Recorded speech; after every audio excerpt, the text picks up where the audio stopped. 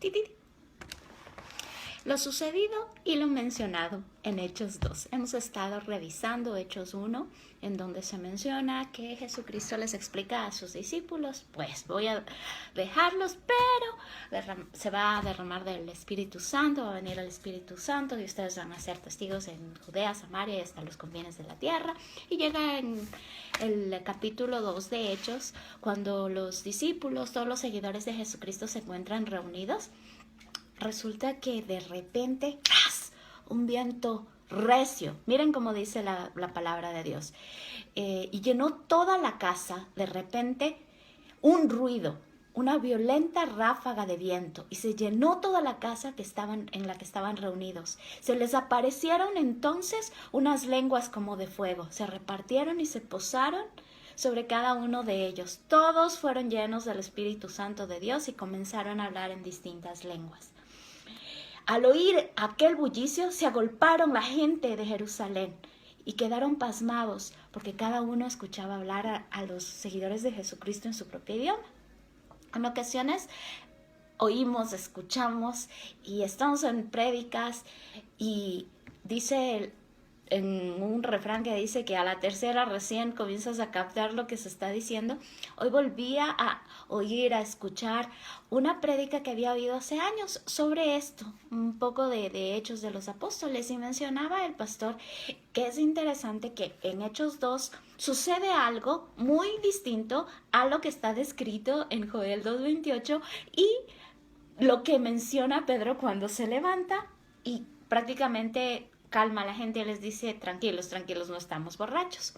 El pastor lo que mencionaba también es que en el mover del Espíritu Santo de Dios, en un mover de Dios, no se puede catalogar de acuerdo a la reacción de la gente lo que Dios está haciendo, porque los seres humanos vamos a reaccionar de distintos modos y uno de los modos en los que los seres humanos reaccionan lamentablemente es la incredulidad.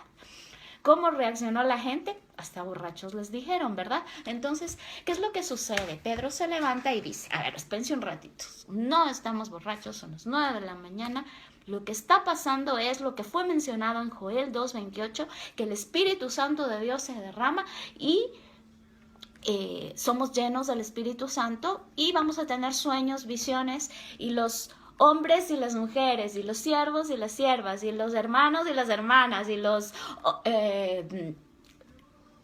hijos e hijas de Dios, vamos a compartir la palabra de Dios y vamos a ser testigos de Jesucristo, vamos a ser llenos del Espíritu Santo y vamos a compartir a través de palabras proféticas.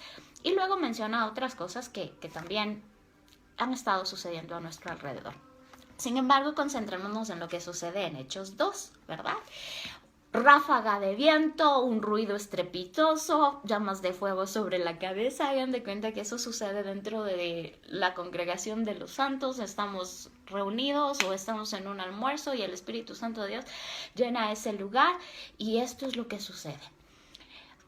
Van a haber personas que de verdad no van a creer en lo que está sucediendo a pesar de que lo que están mirando, ¿verdad? Es lo que le sucede a los apóstoles. E inclusive Pedro se levanta y como 3,000 personas aceptan a Jesucristo como su Señor y Salvador en términos actuales, ¿verdad? Lo que hace Pedro es compartirles el mensaje de la resurrección de Jesucristo al Jesús que habían asesinado, al Jesús que habían azotado, al Jesús que habían crucificado. Es controversial el hecho de que prácticamente les está diciendo asesinos, ¿verdad? Cuando les está poniendo en el plato la verdad de Jesucristo, quién es y quién es Jesucristo y que era el Rey de Reyes, que vino como un niño a nacer en Belén, prácticamente a las personas que estaban allá les estaba diciendo de verdad que se equivocaron por completo, pero aún así el Espíritu Santo de Dios les llena y son redargüidos y ellos creen que Jesucristo es el Señor y Salvador, que Jesucristo es el Rey de Reyes.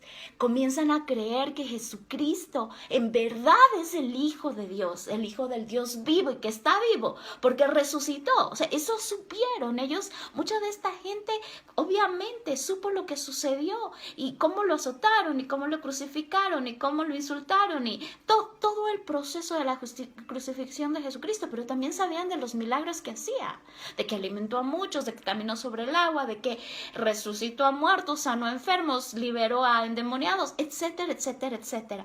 Y en este momento se enfrentan a los seguidores de Jesucristo, a los hijos e hijas de Dios. Y entonces Pedro comienza a compartir, les dice, no estamos borrachos, el Espíritu Santo de Dios está sobre nosotros y estamos compartiendo el mensaje de la salvación. Lo que mencionaba este pastor, este líder, es que en muchas ocasiones nosotros juzgamos lo que Dios está haciendo a través de nuestro propio pensamiento, de nuestra mentalidad. O, por ejemplo, él hacía referencia a cuando Jesucristo sanó a estos 10 leprosos, que solamente uno regresó a agradecerle a Jesucristo. Entonces decía, si vamos por los resultados matemáticos, el 1% regresó a agradecerle a Jesucristo, pero en realidad los 10 fueron sanos. En muchas ocasiones Dios tiene que quitarnos de esa venda espiritual. Dice la palabra de Dios en Efesios, Pablo, que Dios literalmente le quitó la ceguera. Menciona y ora por los efesos, mientras les escribe en su cartita, les dice, yo oro porque sean abiertos los ojos de su entendimiento y los oídos de su entendimiento. Y eso es lo que necesitamos para poder entender las cosas que vienen del Espíritu Santo de Dios, del Dios vivo. También nos advertía este líder que debemos ser muy cautos en el origen, en la fuente de la información. ¿Por qué? Porque lamentablemente el diablo vino a matar, robar y destruir. ¿Y cómo destruye? Confundiendo. ¿Cómo destruye? Inyectando amargura, inyectando división, inyectando todo ese resentimiento dentro de la propia iglesia de Jesucristo.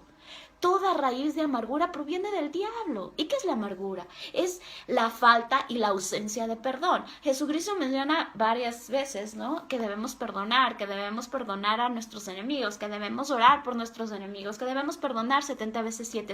Si tú oyes en algún lado, donde sea, así sea tu pana del alma, que te está incentivando a odiar, a no perdonar, así sea tu madre, tu padre, tu abuelito, tu tío, tu tía, no importa, la palabra de Dios es clara. Debemos perdonar 70 veces 7. ¿Qué es lo que dice la palabra? Amar a nuestros enemigos, ¿sí? Debemos perdonar. Toda raíz de amargura es lo que infecta nuestro interior y comienzan las divisiones, y comienzan los resentimientos, y comienzan las injurias, las calumnias, las mentiras. ¿Y quién es el padre de la mentira? El diablo. Entonces, más claro no canta un gallo, ¿sí? Quedámonos en la palabra de Dios. 70 veces 7 dice la palabra. Perdonar 70 veces 7. La palabra de Dios es muy clara. Los frutos del Espíritu de Dios son amor, gozo, paz, paciencia, bondad, mansedumbre. ¿Qué es el amor? Es bondadoso, no busca lo suyo, no es egoísta, no es rencoroso. Está claro en 1 Corintios 13. Entonces, si estamos con ese ímpetu de tener sueños, visiones, de dar una palabra de profecía, es para dar ánimo, para levantar a su iglesia, para dar una confirmación de lo que está escrito en la palabra de Dios. Y puede ser que sucedan cosas completamente distintas.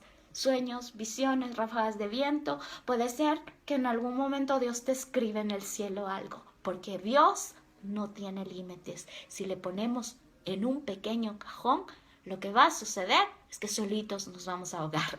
¿Por qué? Porque Dios es el Dios de promesas. Dios es el Dios que expande nuestro territorio. Dios es el que Dios le encanta romper paradigmas, romper todos esos preceptos materiales y estructurales que tenemos en nuestra mente, basado en la palabra de Dios, que es lámpara a nuestros pies y lumbrera en nuestro camino. Gracias, Dios, por tu palabra escrita. Gracias, Señor, por todo lo que nos estás enseñando a través del Espíritu Santo de Dios. Y te pedimos una fortaleza espiritual, la fuerza, el poder del Espíritu de Dios también, para poder pararnos firmes con la certeza y la convicción de que tu palabra escrita es la verdad. Camino, verdad y vida es nuestro Señor y Salvador Jesucristo. Y te pedimos que llenes nuestras vidas con tu Santo Espíritu, Dios. Llénanos. Es tu Espíritu el que nos llena. Es tu Espíritu Santo el que nos fortalece y nos da la fuerza. Y te agradecemos porque tus promesas son sí y amén. Y porque podemos confiar, creer, tener la certeza y la convicción de que tú, Dios, ya has hecho lo que prometiste. Te amamos, Dios. En el nombre de Cristo Jesús oramos. Amén.